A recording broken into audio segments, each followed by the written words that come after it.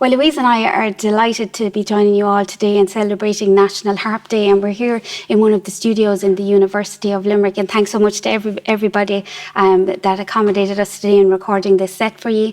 And the piece that we're going to play for you now is on the harp and on the special set of uilleann pipes here that belong to Liam O'Flynn. And the air that we're going to play for you is one of the great love songs or on Graz, and it's called Dubh Ghleanna, the Dark Woman of the Glen.